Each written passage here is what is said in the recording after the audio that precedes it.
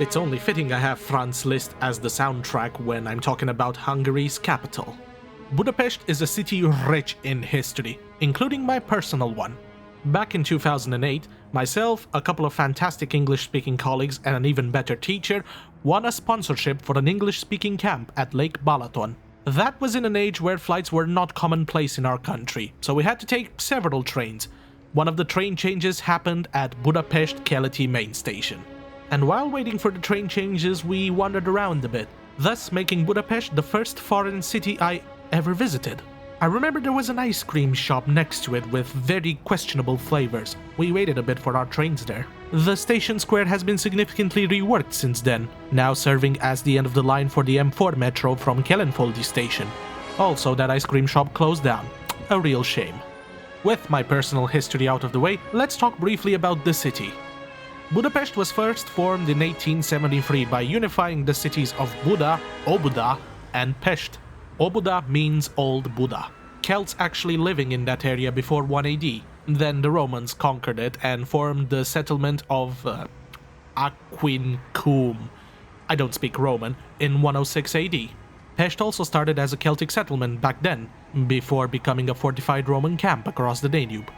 As for Buda, it rose to prominence much later. First, the Magyar tribes moved here at the end of the 9th century after being forced to leave Bulgaria. They also founded the Kingdom of Hungary. Then in the 13th century, during the Tatar invasion, they realized it was kind of hard to defend flat lands. Therefore, King Bela IV of Hungary ordered the construction of reinforced stone walls around the towns, while placing his residence on top of the hill. That part is now known as Buda Castle. While a defensible position, it was occupied by the Ottomans in 1541, only being retaken by Habsburg Hungary alongside a Holy League army in 1686. A failed revolution in 1848 against the Habsburgs due to Russian intervention led to the reconciliation of 1867, where Budapest became the second capital of the dual monarchy known as Austria-Hungary. It was quite a good period for the city, developing itself massively, until some poor sod decided to off the heir apparent to the Austrian-Hungarian throne. That, combined with Serbian defiance, secret Russian-French support, and an itchy trigger finger from Austria, dragged Hungary into the mess that we now know as World War I. During the Second World War, it was bombed several times by the Allies starting from 1944. By that time, it was forcibly occupied by the German army, due to Hungary really not wanting to be part of the war anymore. The Germans also blew up all their bridges for good measure. After the war, the city came under Soviet occupation. They just can't catch a break. This led to the Hungarian Revolution of 1956, due to Hungary really not wanting to be a Soviet state. Khrushchev sadly couldn't mind his own business, so he sent the Soviet army to crush the revolt. The city started booming again after the fall of the Iron Curtain, leading to the present where we are now. I always drove past it on the worst road on the whole journey, known as the M0, whenever I was heading to my hometowns. Though now visiting it, I can attest that it is a Hungarian Prague, or is Prague a Czech Budapest? What I mean is the cities have a similar structure.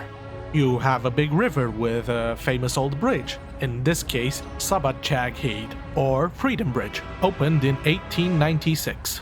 And as you've seen on the bridge, a very well-developed tram system, although the metro is considerably smaller.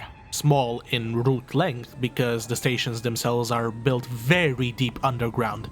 I think they also function as impromptu air raid shelters.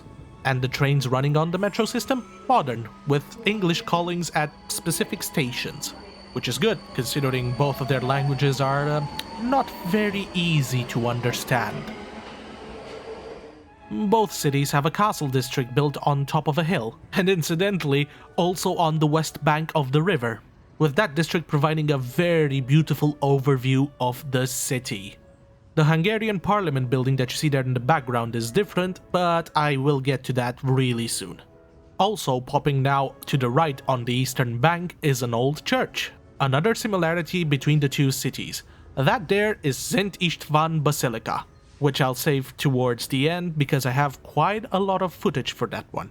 And the last similarity between the two that I will mention in this video, I promise, is that they both have a very beautiful church in their castle district. It's known as Mátyás templom, or Matthias Church, and its history is rather interesting. This was, for all intents and purposes, the Cathedral of Buda, hosting various national events up until it was conquered by the Ottomans in the 16th century. They converted it into a mosque, and Sultan Suleiman himself gave thanks to Allah for his victory over the Hungarians. What we see today is the result of extensive reworks which happened starting from the 17th century, after Buda was liberated from Turkish occupation.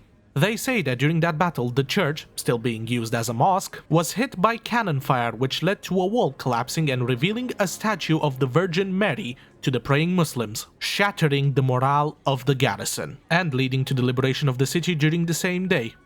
Next to the church, we have one very important landmark of Budapest, the Fisherman's Bastion. It was completed in 1851 on the site of the original bastion, though they realized in 1874 that Buda Castle, including the bastion itself, was not really meant as a fortification anymore, so it became a tourist attraction instead. Being a symbolic feature of the city, it was also the first thing restored after the Second World War. It was severely damaged during it, probably actually used as a bastion. As for Buda Castle itself, what we see today is a massive Baroque palace completed in 1769, even though the castle dates from 1265. If you're thinking, hang on, this doesn't look really Baroque, you're correct. You see, the building, known as the Royal Palace, was again severely damaged during the Second World War. Therefore, they reconstructed it in this Stalinist Baroque sub-style. It just looks very simplistic and a communist shade of its former glory. Today, it serves as the Hungarian National Gallery. In front of it, you find a nice statue of Eugene of Savoy. He was the military commander which liberated Budapest in 1686, not to mention routing the Ottomans out of, well, most of Eastern Europe. I would have loved to make the transition to the eastern bank of the Danube by crossing this bridge dating from 1849, known as Széchenyi Lánchíd, or Széchenyi Chain Bridge.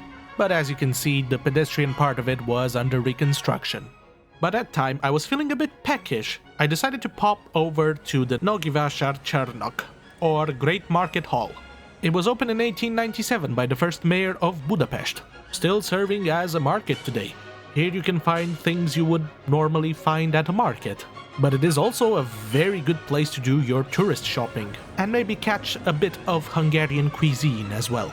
From the Great Market Hall, the famous Váci utca starts, which is Budapest's main shopping street. At the intersection with the main street coming from Keleti station, I noticed this building, known as the Parisi Passage. It's a very beautiful building, sadly closed at the time of filming. But one street towards Keleti station you find a very nice chimney cake shop. Further along the street we end up at Vörösmarty tér, or Vörösmarty Square. There should have been a Christmas market here, but, well, it's no longer Christmas, is it? Going towards the east from here is the Deák Ferenc utca, or Deák Ferenc Street, or the posh luxury street with posh luxury shops. Just filming this section probably costed me my yearly salary. End of the street brings us to Erzsébet tér, or Elizabeth Square, and as you can see, even Budapest has not been spared the fate of Ferris wheels, though admittedly it's one of the more competent ones. You cannot have a Budapest video without mentioning the Hungarian Parliament building. It was completed in 1904 in the Gothic Revival style with a Renaissance Revival dome. I consider it one of the most beautiful parliament buildings in the world. It adorns the Danube riverbank with its length of 268 meters, quite a nice walking exercise to go all around it. During the night, it just looks stunning. Almost 100,000 people were involved in creating this magnificent structure, alongside 40 million bricks. The height of 96 meters the building has was meant to symbolize the year 96, or 896, the year the Kingdom of Hungary was formed. The building also has 242 sculptures, each depicting Hungarian rulers, Transylvanian leaders, and famous military figures. As all good things must come to an end, sadly my visit in Budapest as well, but not before we go through St. István Basilica, or St. Stephen's Basilica, named in honor of Saint Stephen I of Hungary, known as the first king of Hungary. It was completed in 1905 in the neoclassical style, and it has the same height as the parliament, 96 meters. Again, that 896 thing. Initially it was supposed to be called Saint Leopold, after the patron saint of Austria, but I imagine quite a few people objected to that idea.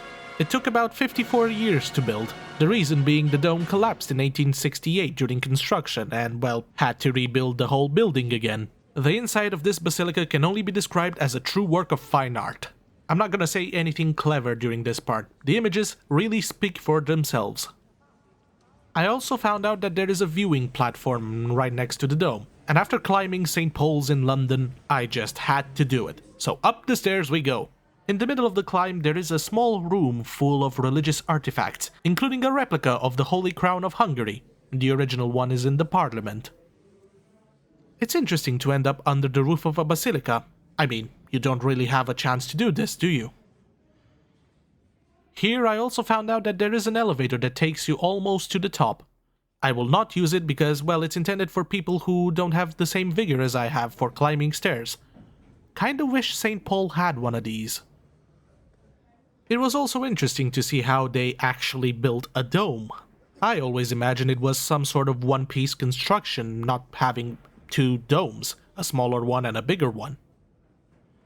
Though I do have to say, the climbing was well worth it to get this fantastic view.